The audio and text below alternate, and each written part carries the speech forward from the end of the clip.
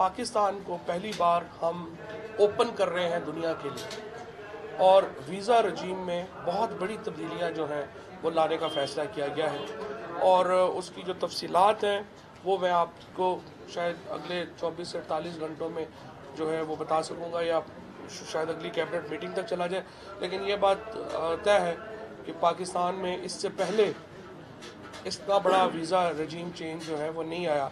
और इसमें खुसूसी तौर पे मैं ये भी बता दूं कि हमारे जो जर्नलिस्ट हैं, हमारे जो बिजनेसमैन हैं, हमारी जो एक्सपर्ट्स हैं, उन तमाम को उसका बहुत फ़ायदा होगा। और उसके साथ साथ टूरिज़म जो पाकिस्तान में आएगा उसका भी बहुत इम्पेक्ट आएगा। लिहाजा उसको फ़ैसला किया गया है कि वो जो मामला है उसका खोला जाए। PMRA के कॉन्सेप्ट की मंजूरी दी है काबीना ने, जो हम एक नई मीडिया रेगुलेटरी अथॉरिटी बनाना चाहते थे।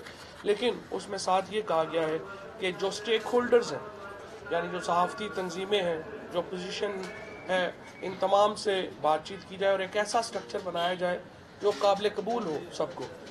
और उसके ऊपर जो काम है वो अब वज़ारत इत्तलात को कहा गया कि वो शुरू करे।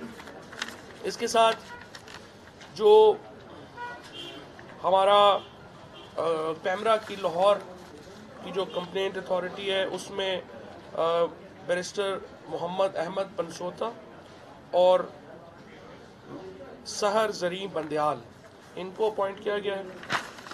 बलूचिस्तान में जो कैमरा की अथॉरिटी है उसमें अब्दुल जलील साहब चेयरमैन होंगे, मोहम्मद हमायूं बारकजई, M अजीम काकड़, मीर नवीद जान बलोच, MS रेहाना खिलजी और लुलुवा मोहम्मद रफ़ीक जो है वो इसके मेंबर्स होंगे।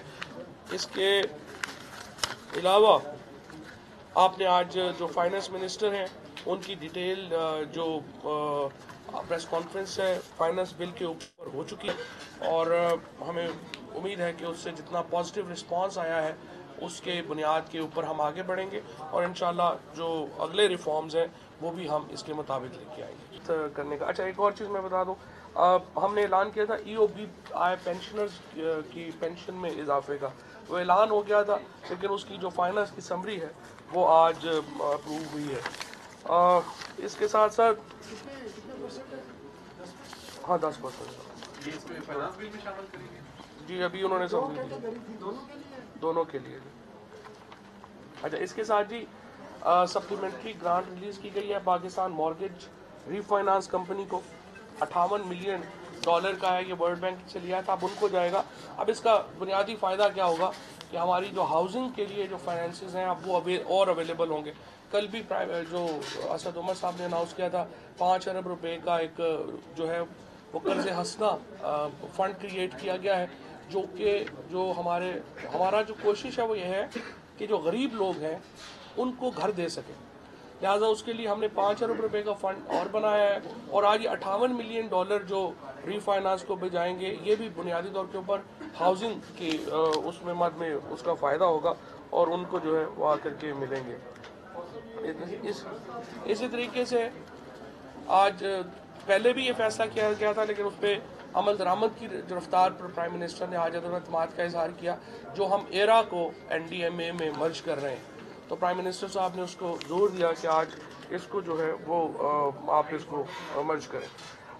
इसके साथ साथ जो इकनॉमिक काउंसिल के कोऑर्डिनेशन कमेटी के जो डिसीजन थे वो पहले ही आप लोग रिपोर्ट कर चुके हैं, उन तमाम को जो है वो रेक्टिफाई